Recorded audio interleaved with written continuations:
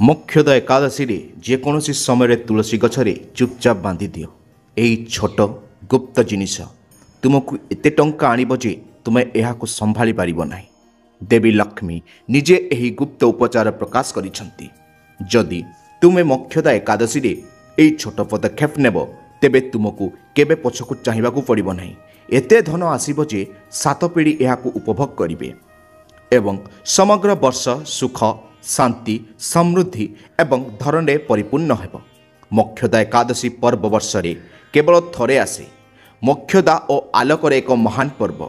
एही दिन देवी लक्ष्मी स्वयं पृथ्वी को आसंती एवं तांको भक्त मानकर दुख दूर करंती। से भक्त मानक घरे प्रवेश करंती जो माने सफा एवं पवित्र। मोक्षदा एकादशीर एही पवित्र मुहूर्त केवल टंका एवं सुना एवं रूपा किनिबा पई एक पर्व नुहे। मोक्षदा एकादशी रे सुना रूपा हीरा किंबा अलंकार किनिबा आवश्यक नुहे। मोक्षदा एकादशी दिन झाड़ू किनिबा आवश्यक नुहे। मोक्षदा एकादशी दिन सुखिला धनिया किनिबा जरूरी नुहे। आज एही कहानी रे आमे एक गुप्त एवं रहस्यमय जिनिस विषय जानिबा। जदि आपण मोक्षदा एकादशी दिन तुलसी रे बांधिबे तेबे देवी लक्ष्मी आपणक घरे सबुदिन पर स्थायी भाव में बास करने को आरंभ करेंगे। हाँ भक्तगण, तेणु आसंतु एही प्रवचन रे यह विषय जानिबा। भक्तगण, जेतेबेले देवी लक्ष्मी स्वयं पृथ्वी रे विचरण करती एवं एपरी घरे प्रवेश करती जोठारे विश्वास एवं अदृश्य नियम पालन कराए एवं आज आमे एपरी एक गुप्त एवं रहस्यमय समाधान विषय जानिबा जहाँ शास्त्र रे खोलाखोली भाव में कहुए नहीं किंबा पंडित माने आज पर्यंत आपण को बुझाई नाहंती। कारण यही गुप्त कथा मोक्षदा एकादशी एवं तुलसी मध्य थिबा दिव्य संपर्क सहित सीधासलख जड़ित। एबे आपण मध्य निश्चित भाव में समान भावुथिबे। अनेक लोक भावुथिबे जे मोक्षदा एकादशी एवं तुलसी मध्य कौन संपर्क अछि। मु आज आपणक सहित सेही संपर्क बांटिबाकू जाउछि। प्राचीन काल रे एही उपचार केवल महान ऋषि संत मानक द्वारा अभ्यास करा जाउथिला एवं सेमाने केवल सेमानक शिष्य मानक सहित बांटुथिले। आपण भाग्यवान जे देवी लक्ष्मी स्वयं आपण को यह सुनिबा पई बाछिछंती। तुलसी गछरे अगणारे थिबा तुलसी गछ जहाको विष्णुकर प्रिय बोली विवेचना करा जाए। एही तुलसी गछ पीढ़ी पर पीढ़ी पई जळुथिबा दीप आनी थाए। किंतु तुमे केते कोन भाबिछ जे तुलसी गछ केवल एक गछ नुहे। आमर शास्त्र तुलसी को देवी लक्ष्मी को एक रूप भाव में वर्णना करे जहाँ प्रत्येक घरे अवस्थित। हाँ आज्ञा, तुलसी केवल एक साधारण गछ नुहे बरम धनर पथ खोजार एक माध्यम। एवं मोक्षदा एकादशी रे एही पर्व तुलसी सहित एते घनिष्ठ भाव में जड़ित जे यदि तुमे एही दिन चुपचाप तुलसी गछरे एक विशेष वस्तु बांधिब तेबे तुमर बंद होइथिबा व्यवसाय पुनर्जीवित हेब एवं तुमर जीवनर समस्त ऋण उद्भान होइजिबो। तुमे हठात किछि हजि जाइथिबा टंका पाइपार। एबे भाव नाही जे मु तुमको यह तुरंत करिबी ना, कारण यह एक सरल समाधान नुहे। यह एक अभूला पद्धति जहाँ समाधानक भाग्य परिवर्तन करे। किंतु प्रथमे मोक्षदा एकादशी एवं तुलसी मध्य संपर्क बुझ। यह कौन एवं यह किपरि? मोक्षदा एकादशी राति रे दीप जलाइले तुलसी गछर अगणारे बास करुथुबा एक सूक्ष्म ग्रह शक्ति मध्य सक्रिय हो जाए। आम घरे थिबा तुलसी गछरे देवी लक्ष्मी बास करती बोली विश्वास करा जाए। सेही तुलसी गछ मध्यरे देवी लक्ष्मी बास करती। देखंतु लोक माने देवी लक्ष्मी को खोजिबा पई बड़ मंदिर को जाती। आमे तांको आमर रोसई घरे खोजी थाउ, आमे तांको आमर घरे खोजी थाउ, आमे तांको आमर पूजा स्थल रे खोजु। किंतु मोक्षदा एकादशी दिन देवी लक्ष्मी तुलसी गछ व्यतीत अन्य कौन स्थान रे देखा जाती नहीं। यह केवल तुलसी गछरे ही बास करती। आमर शास्त्र गुड़िक यह कहती, हे भक्तगण, आज आमे जानिबा जे मोक्षदा एकादशी होची सेही समय शक्ति जहाँ व्यक्तिर भाग्य रे धनर बाधा गुड़िक बांधि थाए एवं यार विपरीत तुलसी यहाको मुक्त कर दिए। तेणु जो माने मोक्षदा एकादशी रे केवल किणाकटा करने को जाती एवं फेरी आसती समाने केवल परंपरा पालन करुछंती। किंतु जो माने तुलसी आरंभ करती समाने निजर भाग्य निजे लेखंती। एबे एठारे आपण को बुझा पड़ो जे धन किपरि आसे। केवल कठिन परिश्रम द्वारा ही धन आसे नहीं, सौभाग्य जाग्रत हेले धन आसे। ଯେତେବେଳେ ଆମର ଆତ୍ମା କିଛି ଶକ୍ତିପୁଞ୍ଜି ସହିତ ସଂଯୋଗ କରେ ଏବଂ ତୁଳସୀ ହେଉଛି ସେହି ମହାନ ମନ୍ତ୍ର ଯାହା ଏହି ବ୍ରହ୍ମାଣ୍ଡର ସକାରାତ୍ମକ ଶକ୍ତିକୁ ଟାଣି ମାନବ ଅଗଣାକୁ ଆଣିପାରେ। ତୁଳସୀ ହେଉଛି ଆମ ଘରେ ଏପରି ଏକ ଗଛ ଯାହା ସହଜରେ ଦେବୀ ଲକ୍ଷ୍ମୀଙ୍କୁ ଆମ ଘର ଆଡ଼କୁ ଆକର୍ଷିତ କରିପାରିବ। ଏବଂ ଦେଖନ୍ତୁ, ଦେବୀ ଲକ୍ଷ୍ମୀଙ୍କୁ ଦୟାର ଦେବୀ ମଧ୍ୟ କୁହାଯାଏ। ଯେ ଯଦି ଜଣେ ବ୍ୟକ୍ତି ବହୁତ ଖରାପ ଏବଂ ଲକ୍ଷ୍ୟ ପାପ କରିଛି, ତଥାପି ଦେବୀ ଲକ୍ଷ୍ମୀ ସେହି ବ୍ୟକ୍ତିର ମଙ୍ଗଳ କରନ୍ତି। ହଁ ଆଜ୍ଞା, ଯଦି ଆପଣ ଧ୍ୟାନ ଦେଇ ଦେଖନ୍ତି, ଯେଉଁ ଘରେ ତୁଳସୀ ଉପସ୍ଥିତ ଥାଏ ସେ କେବେ ଗମ୍ଭୀର ରୋଗର ଶିକାର ହୁଏ ନାହିଁ। ଆଖିରେ ଲୁହ ଥାଇପାରେ କିନ୍ତୁ ପେଟରେ ଭୋକ ନଥିବ ଏବଂ ଅଭିଯୋଗ ଥାଇପାରେ କିନ୍ତୁ ଦାରିଦ୍ର୍ୟ ନଥିବ, କାରଣ ତୁଳସୀ ସ୍ୱୟଂ ଲକ୍ଷ୍ମୀଙ୍କ ଦ୍ୱାର। କିନ୍ତୁ ମୋକ୍ଷଦା ଏକାଦଶୀରେ ଏକ ଛୋଟ ଗୁପ୍ତ ବସ୍ତୁ ବାନ୍ଧନ୍ତୁ। ଦେବୀ ଲକ୍ଷ୍ମୀ କୁହନ୍ତି ଯେ ସେ ତୁଳସୀ ଗଛରେ ପାଦ ଦିଅନ୍ତି ନାହିଁ, ବରଂ ତାଙ୍କର ଛାଉଣି ସ୍ଥାପନ କରନ୍ତି ଏବଂ ସେହି ଘରେ ସର୍ବଦା ପାଇଁ ତାଙ୍କର ସ୍ଥାୟୀ ସ୍ଥାନ ସ୍ଥାପନ କରନ୍ତି। ଏବେ ପ୍ରଶ୍ନ ଉଠେ ଯେ ସେହି ବସ୍ତୁ କ'ଣ? ଦେଖନ୍ତୁ, ଏହା ଚାଉଳ ନୁହେଁ, ଏହା ଲବଙ୍ଗ, ଅତର କିମ୍ବା ସୁପାରି ନୁହେଁ। ଏହା ଏକ ପ୍ରତୀକ ଯେ ଯଦି କେହି ଏହାକୁ ଜାଣନ୍ତି ତେବେ ଏହା ଘରେ ଧନ, ସୁଖ ଏବଂ ସମୃଦ୍ଧି ଆଣେ। କିନ୍ତୁ ତା ପୂର୍ବରୁ ଆମେ ଏହା ପଛରେ କିଛି ବିଶେଷ ନିୟମ ଏବଂ ସତର୍କତା ଶିଖିବା, କାରଣ ଯେକୌଣସି ସମାଧାନ କେବଳ ସେତେବେଳେ ଫଳ ପ୍ରଦାନ କରିଥାଏ ଯଦି ଆମେ ସେହି ସମାଧାନ ଜଡ଼ିତ ସମସ୍ତ ନିୟମ ଏବଂ ସତର୍କତାକୁ ବୁଝିବା। କାରଣ କେତେକ ସମୟରେ ଯେତେବେଳେ ଆମେ କୌଣସି ନିର୍ଦ୍ଦିଷ୍ଟ ନିୟମ ଏବଂ ସତର୍କତା ଅନୁସରଣ ନ କରି ଏକ ସମାଧାନ କାର୍ଯ୍ୟକାରୀ କରୁ, ସମାଧାନଟି ଓଲଟା ହୋଇପାରେ। ଧନ ଆଣିବା ପରିବର୍ତ୍ତେ ଏହା ଦାରିଦ୍ର୍ୟ ଆଣିପାରେ। ସେଥିପାଇଁ ମୁଁ ଆପଣଙ୍କୁ ପ୍ରତ୍ୟେକ ସତର୍କତା, ଦେବୀ ଲକ୍ଷ୍ମୀ ଏବଂ ତୁଳସୀ ସହିତ ଜଡ଼ିତ ପ୍ରତ୍ୟେକ ନିୟମ ଏବଂ ଏହି ସମାଧାନ ସହିତ ଜଡ଼ିତ ପ୍ରତ୍ୟେକ ନିୟମ କହିବି। ଏହି ଛୋଟ ଛୋଟ କଥା ଶିଖିବା ପରେ ଏହା ସବୁଠାରୁ ବଡ଼ ମୂର୍ଖତା ହେବ, କାରଣ ଯଦି ଆପଣ କୌଣସି ଭିଡ଼ିଓ ଆରମ୍ଭ କରନ୍ତି ସେହି ସମାଧାନ ସହିତ ଜଡ଼ିତ ପ୍ରତ୍ୟେକ ବିବରଣୀ ଶୁଣନ୍ତି ନାହିଁ, ତେବେ ସେହି ସମାଧାନ ବିଫଳ ହୋଇପାରେ। ତେଣୁ ବନ୍ଧୁଗଣ, ପ୍ରତ୍ୟେକ ଜିନିଷ ସମାଧାନ ସହିତ ଜଡ଼ିତ, ସବୁକିଛି ସମାଧାନ ସହିତ ହିଁ ଜଡ଼ିତ। ତେଣୁ ଶେଷ ପର୍ଯ୍ୟନ୍ତ ଧ୍ୟାନ ଦେଇ ଦେଖନ୍ତୁ, ଶେଷ ପର୍ଯ୍ୟନ୍ତ ଧ୍ୟାନ ଦେଇ ଶୁଣନ୍ତୁ। କୁହାଯାଏ ଯେ ଧନ ମୋକ୍ଷଦା ଏକାଦଶୀ ରାତିରେ ଦେବତାମାନେ ବ୍ରହ୍ମ ମୁହୂର୍ତ୍ତ ପୂର୍ବରୁ ମଣିଷର କର୍ମ ପଢ଼ିବାକୁ ଅବତରଣ କରନ୍ତି। ଆମେ କାହାକୁ ଦେବା ଉଚିତ, କାହାଠାରୁ ନେବା ଉଚିତ, କିଏ ଯୋଗ୍ୟ କିଏ ଅଯୋଗ୍ୟ, ସେହି ରାତିରେ ତୁଳସୀ ସାକ୍ଷୀ ହୋଇଥାନ୍ତି। ତେଣୁ ତୁଳସୀକୁ କିଛି ବାନ୍ଧିବା ହେଉଛି ଦେବତାମାନଙ୍କୁ ସିଧାସଳଖ ବାର୍ତ୍ତା ପଠାଇବା ଭଳି। ତେଣୁ ଭାବନ୍ତୁ ନାହିଁ ଯେ କେବଳ ଏକ ବସ୍ତୁ ବାନ୍ଧିବା ଯଥେଷ୍ଟ। ଆପଣ ଏହି ବସ୍ତୁକୁ ଆପଣଙ୍କ ମନ, ବାଣୀ ଏବଂ ସମ୍ପୂର୍ଣ୍ଣ ନିରବତା ସହିତ ବାନ୍ଧିବା ଉଚିତ, କାରଣ ଆପଣଙ୍କୁ ସଚେତନ କରିବାକୁ ପଡ଼ିବ। ପ୍ରଥମେ ବିଚାର କରନ୍ତୁ ଯେ ଦେବୀ ଲକ୍ଷ୍ମୀ ଯେକୌଣସି ବ୍ୟକ୍ତିଙ୍କ ଉପରେ ପ୍ରସନ୍ନ ହୋଇପାରନ୍ତି। କୁହାଯାଏ ଯେ ଯେତେବେଳେ ଆମେ ତୁଳସୀକୁ କିଛି ବାନ୍ଧିଥାଉ, ସେହି ବସ୍ତୁ ସିଧାସଳଖ ଦେବତାମାନଙ୍କୁ ଆମର ବାର୍ତ୍ତା ପ୍ରଦାନ କରେ। ତେଣୁ ଆପଣଙ୍କୁ କେବଳ ଏତିକି ବୁଝିବାକୁ ପଡ଼ିବ ଯେ ଯେତେବେଳେ ଆପଣ କିଛି ବାନ୍ଧୁଛନ୍ତି, ପ୍ରଥମେ ଆପଣଙ୍କୁ ନିଜ ମନକୁ ଶାନ୍ତ ରଖିବାକୁ ହେବ, ଆପଣଙ୍କ କଥା ସମ୍ପୂର୍ଣ୍ଣ ପବିତ୍ର ରଖିବାକୁ ହେବ ଏବଂ ନିଶ୍ଚିତ କରିବାକୁ ହେବ ଯେ ସେହି ମୁହୂର୍ତ୍ତରେ କେହି ଆପଣଙ୍କୁ ନ ଦେଖନ୍ତି। ଏହା କରିବା ଜରୁରୀ। ମୋକ୍ଷଦା ଏକାଦଶୀ ସନ୍ଧ୍ୟାରେ ଯେତେବେଳେ ସୂର୍ଯ୍ୟ ଅସ୍ତ ହୁଏ ଏବଂ ଆକାଶରେ ପ୍ରଥମ ତାରା ଉଦିତ ହୁଏ, ତାପରେ ଅଗଣାରେ ତୁଳସୀକୁ ଜଳ ଅର୍ପଣ କରନ୍ତୁ। ଏକ ଦୀପ ଜାଳି ମନେ ରଖନ୍ତୁ ଏବଂ ମନରେ 3 ଥର କୁହନ୍ତୁ, ହେ ତୁଳସୀ, ହେ ବିଷ୍ଣୁପ୍ରିୟା, ମୋ ଘରୁ ଦାରିଦ୍ର୍ୟ ଦୂର କର ଏବଂ ସମୃଦ୍ଧିର ରଥ ଆଣ। ଏବଂ ତାପରେ କାହାକୁ ନ କହି ସେହି ଗୁପ୍ତ ବସ୍ତୁକୁ ଏକ ଲାଲ ରଙ୍ଗ ସୂତାରେ ବାନ୍ଧନ୍ତୁ। କିନ୍ତୁ ମନେ ରଖନ୍ତୁ, ସନ୍ଧ୍ୟାରେ ନୁହେଁ, ରାତିର ଶେଷ ପ୍ରହରରେ ପ୍ରାୟ 12ଟାରେ ଯେତେବେଳେ ସମଗ୍ର ଘରେ ଶୋଇପଡ଼େ, ସେହି ବସ୍ତୁ ହେଉଛି କର୍ପୂରରେ ଭିଜା ଏକ ତମ୍ବା କଣିକା। ହେ ଭକ୍ତଗଣ, ମୁଁ ଏହାକୁ ପୁଣି ଥରେ ପୁନରାବୃତ୍ତି କରୁଛି, ଧ୍ୟାନ ଦେଇ ଶୁଣନ୍ତୁ। କର୍ପୂରରେ ଭିଜା ଏକ ତମ୍ବା କଣିକା, ଏକ ଅତି ଛୋଟ ତମ୍ବା ଖଣ୍ଡ ଯାହା ଏକ ରାତି ପୂର୍ବରୁ କର୍ପୂରରେ ଭିଜା ହୋଇଛି। ତମ୍ବା ଘରର ପ୍ରତିନିଧିତ୍ୱ କରେ ଏବଂ କର୍ପୂର ଅଗ୍ନି ପ୍ରଦାନରେ ପ୍ରତିଧ୍ୱନିତ କରେ। କିନ୍ତୁ ମନେ ରଖନ୍ତୁ, କର୍ପୂରକୁ ଏକ ମାଟି ପାତ୍ରରେ ରଖନ୍ତୁ। ଯଦି ଆପଣଙ୍କ ପାଖରେ ମାଟି ପାତ୍ର ନାହିଁ, ତେବେ ଆପଣ ଏକ ଦୀପ ବ୍ୟବହାର କରିପାରିବେ। ପ୍ରଥମେ ଏକ ମାଟି ପାତ୍ର କିମ୍ବା ଦୀପ ନିଅନ୍ତୁ, ପାତ୍ରରେ ମଧ୍ୟଭାଗରେ ତମ୍ବାକୁ ଚାପ ଦିଅନ୍ତୁ ଏବଂ ଏହାକୁ ନିଜେ ସ୍ପର୍ଶ କରନ୍ତୁ ନାହିଁ। ଏହାକୁ ଟୁଇଜର କିମ୍ବା ଚନ୍ଦନ ସାହାଯ୍ୟରେ ଉଠାନ୍ତୁ ଏବଂ କେତେବେଳେ ଯଦି ତୁମେ ଏହାକୁ ତୁଳସୀରେ ବାନ୍ଧିବେ, ତେବେ ତୁମକୁ କୌଣସି ମନ୍ତ୍ର ଜପ କରିବାକୁ ପଡ଼ିବ ନାହିଁ। तुमको कौनसी काम करने को पड़ो ना किंबा तुम मनरे कौनसी सन्देह रहिबो नाही। केवल नीरव एवं केवल नीरव ही रुह। परदिन तुलसी गछ को पानी देवा पूर्वर नतमस्तक हुओ।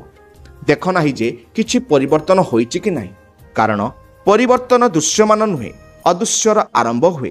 प्रथम मासरे एक पुराणा ऋण हठात फेरस्त हेब, द्वितीय मासरे एक अटकी रहिथिबा व्यवसाय पुणी खोलिब। केतेबेले धन, पशुपालन, जानवाहन पिलामानंक रूपरे ही आसी थाए। किछि घर अछि जोंठारे तुलसी सुखिबाकू लागे, सेटारे एही प्रतिकार चेष्टा करंतु नाही। हाँ, एबे एते ध्यान देई देबाकू निश्चित करंतु। तेणु भूलरे मध्य एही प्रकार चेष्टा करंतु नाही, नचेत यार विपरीत प्रभाव पड़िबो। जदि तुमे इच्छा कर तेबे मोक्षदा एकादशी पूर्व तुमे एक नूतन तुलसी गछ आनी निज घरे लगाई पारिबे। किंतु मने रख, जोंठारे तुलसी गछ पुराणा एवं सबुज थाए सेठारे सबुठारु अधिक लाभ मिलिबो। तेणु सर्वप्रथमे आपण घरे तुलसी गछ को सुखिबाकू दियंतु नाही, एवं जदि यह सुखिबाकू आरंभ करे तेबे सेठारे एही प्रतिकार करंतु नाही, कारण प्रथमे सेठारे दोष को संशोधन करने आवश्यक। किंतु जदि तुलसी गछ सबुज एवं जीवंत माटी ओदा अछि तेबे यह प्रस्तुत, यह आपणक सौभाग्यर रक्षक हबाकू प्रस्तुत। एही प्रतिकार जड़े व्यवसायी को सम्राट करि पारिबो। यह एक परिवार संपूर्ण दारिद्र्य को दूर करि पारिबो। किंतु लोभरु यह करंतु नाही, भयरु यह करंतु नाही, एवं बाध्यता करू यह करंतु नाही, विश्वासर सहित करंतु। कारण देखंतु भक्त माने जदि आमे कोनोसी प्रतिकार करूछु एवं सही प्रतिकार करबा समय जदि आमे काहाकू क्षति करबा को निवृत्त रहूछु, जदि आमर कोनोसी प्रकार लोभ अछि, जदि आमर कोनोसी प्रकार इच्छा अछि प्रतिकार करबा समय जदि आमे भाबुछु जे एही व्यक्तिक सहित किछि खराब घटिबा उचित, तेबे सेही प्रतिकारी केबे भी लाभदायक हेब नाही। देखंतु मोक्षदा एकादशी पर्व कोनोसी साधारण नुहे। हाँ भक्त माने, मु आपनक समस्त को कहबाकू चाहूछि जे मोक्षदा एकादशी पर्व धनी मानक पई नुहे, या भाग्यवान मानक पई। किछि लोकंक मानसिकता अछि जे मोक्षदा एकादशी रे धन पूजा करा जाय, तेणु केवल धनी एवं कोटिपति माने ही मोक्षदा एकादशी पूजा करंती, कारण पाखरे धन अछि। किंतु यह संपूर्ण भूल। सर्वदा मने रखंतु जे धन गोटे जिनिस एवं लक्ष्मी अन्य जिनिस। जो व्यक्ति दिन राति कठिन परिश्रम करती, जे निज परिवार प्रतिपालन पाई रोजगार करती, लक्ष्मी सर्वदा तांको घरे स्थायी भाव में बास करती। मोक्षदा एकादशी पर्व भाग्य मानक पाई एक पर्व। जो माने सौभाग्य को आकर्षित करती से माने ही प्रकृत में धनी हो जाती। एबे किछि भक्त भावी पारंती जे यह अंधविश्वास की ना, यह विश्वासर कला, यह शक्ति को परिचालित करिवार विज्ञान, यह जनक जीवन में ज्योतिष संबंध आनिबार के कौशल। एवं जदि आपण यह को बुझी पारंती तेबे जीवन में केबे अभाव रहिबो नाही। यह हेउची तुलसी एवं मोक्षदा एकादशी मध्य गुप्त संपर्क, जहाँ जुग जुग धरी लुचि रहिछि।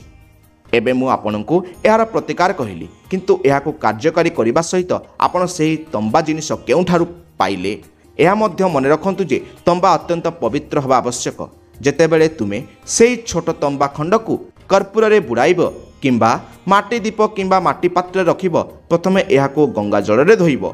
जदि गंगा जल उपलब्ध नाही तेबे यह को गौमूत्र रे धोइब। एवं मने रख, मु तुमको कहितिली जे तुम हाथ रे सेही छोट तंबा खंड को छुईब नाही, यह को चिमुटा किंबा चंदन साहाय्य रे उठाओ। एबे यह पने मन रख जे तुमे जेउ लाल कपड़ा रे यह को बांधिब ताहा मध्य संपूर्ण सफा हवा उचित, सेही लाल कपड़ा मध्य संपूर्ण पवित्र हवा उचित। एही मेला व्यवहार करिबा मैला हेबा उचित नुहे। तुमको एही कथा मन रखिबाकू हेबो, लाल कपड़ा को संपूर्ण सफा रखिबाकू हेबो।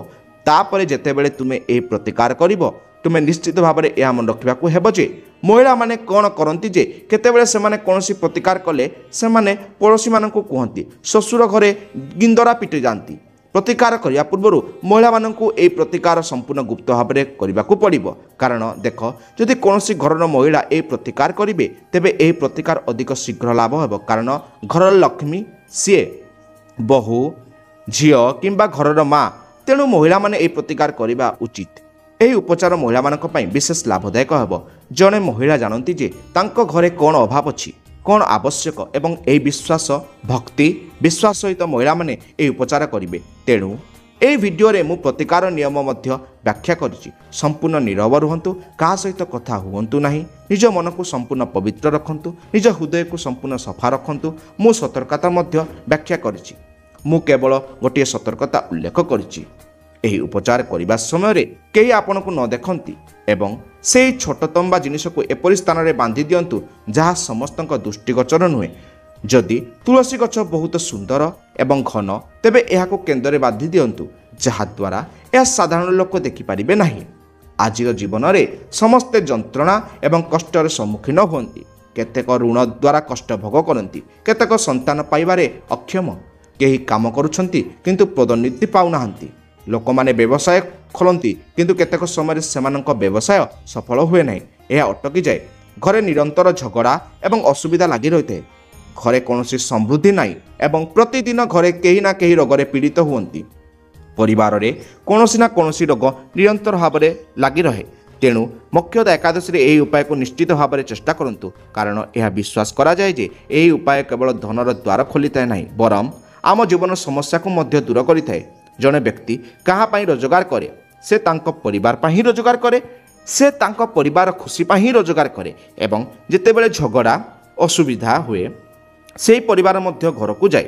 ତେଣୁ ଏହି ମୋକ୍ଷଦା ଏକାଦଶୀରେ ଆପଣ ଦେବୀ ଲକ୍ଷ୍ମୀଙ୍କୁ ମଧ୍ୟ ପ୍ରାର୍ଥନା କରିବା ଉଚିତ ଯେ, ହେ ଦେବୀ ଲକ୍ଷ୍ମୀ, ଦୟାକରି ମୋ ଘରକୁ ସର୍ବଦା ଏକାଠି ରଖନ୍ତୁ, ମୋ ପରିବାରକୁ କେବେ ଭାଙ୍ଗି ଦେବାକୁ ଦିଅ ନାହିଁ। ଯଦି ପରିବାର ଝଗଡ଼ା କଳହ କିମ୍ବା ଅସୁବିଧା ହୁଏ ତେବେ ତୁରନ୍ତ ତା'ର ସମାଧାନ କର, କିନ୍ତୁ ମୋ ପରିବାରକୁ ଭାଙ୍ଗି ଦିଅ ନାହିଁ, ମୋ ପରିବାରକୁ ଭାଙ୍ଗିବାକୁ ଦିଅ ନାହିଁ। କାରଣ ଦେବୀ ଲକ୍ଷ୍ମୀ ସେହି ଘରେ ସ୍ଥାୟୀ ଭାବରେ ବାସ କରନ୍ତି ଯେଉଁଠାରେ ବୋହୂ ଏବଂ ଝିଅମାନଙ୍କୁ ସମ୍ମାନ ଦିଆଯାଏ। କାରଣ ଧନର ଦେବୀ ଲକ୍ଷ୍ମୀ କହିଛନ୍ତି ଯେ, ଯଦି ଘରର ଲକ୍ଷ୍ମୀ ଖୁସି ପ୍ରଫୁଲ୍ଲ ରୁହନ୍ତି ତେବେ ଧନର ଦେବୀ ମଧ୍ୟ ଆପଣଙ୍କ ଘରେ ଖୁସି ହେବ, ପ୍ରଫୁଲ୍ଲ ହିଁ ରହିବେ। ପର୍ବପର୍ବାଣୀ ସମୟରେ ଅନେକ ଲୋକଙ୍କର ଘରର ଲକ୍ଷ୍ମୀଙ୍କୁ ପାଟି କରିବା, ଅପମାନଜନକ ଭାଷା ବ୍ୟବହାର କରିବା ଅଭ୍ୟାସ ଥାଏ। ତେଣୁ ଏହି ସମୟରେ ଦୟାକରି ମନେ ରଖନ୍ତୁ ଯେ ପ୍ରଥମେ ଘରେ ଏକ ଭଲ ଏବଂ ସକାରାତ୍ମକ ପରିବେଶ ବଜାୟ ରଖିବା ଉଚିତ। ଆପଣ କାହାକୁ ଖରାପ କହିବା ଉଚିତ ନୁହେଁ କିମ୍ବା କାହାକୁ ଅପମାନଜନକ ଭାଷା ବ୍ୟବହାର କରିବା ଉଚିତ ନୁହେଁ। ଆପଣଙ୍କ ମନରେ କୌଣସି ବ୍ୟକ୍ତିଙ୍କ ପ୍ରତି ଘୃଣା ରଖିବା ଉଚିତ ନୁହେଁ, କାରଣ ଯେଉଁଠାରେ ଘୃଣା ଥାଏ ଦେବୀ ଲକ୍ଷ୍ମୀ ସେଠାକୁ କେବେ ଆସିବେ ନାହିଁ। ଏବଂ ଦ୍ୱିତୀୟ କଥା ହେଉଛି ଯେ, ଯଦି ପର୍ବପର୍ବାଣୀର ସମୟ ହୁଏ ତେବେ ଘରକୁ ସମ୍ପୂର୍ଣ୍ଣ ସଫା ରଖନ୍ତୁ। ରାତିରେ ରୋଷେଇ ଘରେ ମଇଳା ଏବଂ ବ୍ୟବହୃତ ବାସନକୁସନ ଛାଡ଼ିବା ଉଚିତ ନୁହେଁ। ରାତିରେ ବାସନକୁସନ ରାତିରେ ଧୋଇବା ଉଚିତ, ସକାଳ ବାସନକୁସନ କେବଳ ସକାଳେ ଧୋଇବା ଉଚିତ। ତୁମେ ଏତିକି କରିବା ଉଚିତ ବନ୍ଧୁ। ଏବେ ଏହାପରେ ମନେ ରଖନ୍ତୁ ଯେ ମୋକ୍ଷଦା ଏକାଦଶୀ ଦିନ ଆପଣ ଦେଖିବେ ଯେ ଲୋକମାନେ ଅନେକ ଜିନିଷ କିଣି ଘରକୁ ଆଣନ୍ତି। ଲୋକମାନେ ଝାଡ଼ୁ କିଣନ୍ତି, ସେମାନେ ଧନିଆ କିଣନ୍ତି, ସେମାନେ ସୁନା ରୂପା ହୀରା ଅଳଙ୍କାର ମଧ୍ୟ କିଣନ୍ତି। କିନ୍ତୁ ଦେଖନ୍ତୁ, ଦେବୀ ଲକ୍ଷ୍ମୀ କେବେ ସୁନା ରୂପା ପ୍ରତି ଆକର୍ଷିତ ହୁଅନ୍ତି ନାହିଁ। ଦେବୀ ଲକ୍ଷ୍ମୀ ଜଣେ ବ୍ୟକ୍ତିଙ୍କ ମନରେ ଭାବନା ଦେଖନ୍ତି, ସେ ଜଣେ ବ୍ୟକ୍ତିଙ୍କ ହୃଦୟରେ ଦୟା ଦେଖନ୍ତି, ସେ ଜଣେ ବ୍ୟକ୍ତିଙ୍କ ହୃଦୟରେ କରୁଣା ଦେଖନ୍ତି ଯେ ଜଣେ ବ୍ୟକ୍ତି କେତେ ପବିତ୍ର, ଜଣେ ବ୍ୟକ୍ତି କେତେ ଦୟାଳୁ। କାରଣ କୁହାଯାଏ ଯେ ଦେବୀ ଲକ୍ଷ୍ମୀ ସର୍ବଦା ଅନ୍ୟମାନଙ୍କ କଲ୍ୟାଣକୁ ପ୍ରାଥମିକତା ଦେଉଥିବା ଲୋକଙ୍କୁ ଭେଟିଥାନ୍ତି। ଭକ୍ତମାନେ କେବଳ ଏହା ବିଷୟରେ ଭାବନ୍ତୁ, କିଛି ଲୋକ ଏତେ ଧନୀ କାହିଁକି? ସେମାନଙ୍କ ଘରେ ସବୁବେଳେ ସୁଖ ଏବଂ ସମୃଦ୍ଧି କାହିଁକି ରହିଥାଏ? ରହସ୍ୟ ଅତି ସରଳ। ଏପରି ଲୋକମାନେ କେବଳ ନିଜ ପାଇଁ ନୁହେଁ ବରଂ ଅନ୍ୟମାନଙ୍କ ପାଇଁ ମଧ୍ୟ ବଞ୍ଚନ୍ତି। ସେମାନେ ଅନ୍ୟମାନଙ୍କର ମଙ୍ଗଳ କରନ୍ତି, ସେମାନେ ଦାନ କରନ୍ତି, ସେମାନେ ଦେବୀ ଲକ୍ଷ୍ମୀଙ୍କ ସେବାରେ ନିଜର ହୃଦୟ ଉତ୍ସର୍ଗ କରନ୍ତି, ଅଭାବୀମାନଙ୍କୁ ସାହାଯ୍ୟ କରି ସେମାନଙ୍କ ଜୀବନରେ ଆଲୋକ ଆଣନ୍ତି। ଏହି କାରଣରୁ ଦେବୀ ଲକ୍ଷ୍ମୀ ସର୍ବଦା ସେମାନଙ୍କ ଉପରେ ପ୍ରସନ୍ନ ହୁଅନ୍ତି। ଏବେ ମୋର ଆପଣଙ୍କ ପାଇଁ ଏକ ଛୋଟ ଅନୁରୋଧ, ମୋକ୍ଷଦା ଏକାଦଶୀରେ ଏହି ଶୁଭ ଅବସରରେ ଦୟାକରି ଅସହାୟ କିମ୍ବା ଅଭାବଗ୍ରସ୍ତ ବ୍ୟକ୍ତିଙ୍କୁ ସାହାଯ୍ୟ କରନ୍ତୁ। ଦେଖନ୍ତୁ, ମୋକ୍ଷଦା ଏକାଦଶୀ କେବଳ ଦୀପ ଜାଳିବା, ମିଠା ବଣ୍ଟନ କରିବାର ପର୍ବ ନୁହେଁ। ଏହା ଏପରି ଏକ ସମୟ ଯେତେବେଳେ ଆମେ ନିଜ ଘରରେ ଥିବା ଅନ୍ଧାରରୁ ଦୂର କରି ଅନ୍ୟମାନଙ୍କ ଜୀବନରେ ଆଲୋକ ପ୍ରସାର କରିବା ଉଚିତ। ଭକ୍ତମାନେ ଏହି ସମସ୍ତ ସୂଚନା ଜନସାଧାରଣଙ୍କ ସ୍ୱାର୍ଥକୁ ଦୃଷ୍ଟିରେ ରଖି ପ୍ରଦାନ କରାଯାଉଛି। ଆପଣଙ୍କ ବିଶ୍ୱାସ ଉପରେ ଆଧାରିତ ବାସ୍ତୁଶାସ୍ତ୍ର ଉପଚାର ଚେଷ୍ଟା କରନ୍ତୁ। ଯଦି ଆପଣଙ୍କୁ ଏହି ଭିଡ଼ିଓ ଭଲ ଲାଗେ ତେବେ ଲାଇକ୍ କରିବେ ଏବଂ ସବସ୍କ୍ରାଇବ୍ କରିବେ। ହଁ, ତଳେ ଯାଇଥିବା କମେଣ୍ଟ ବକ୍ସରେ ଜୟ ମା ଲକ୍ଷ୍ମୀ ଲେଖିଦେବେ।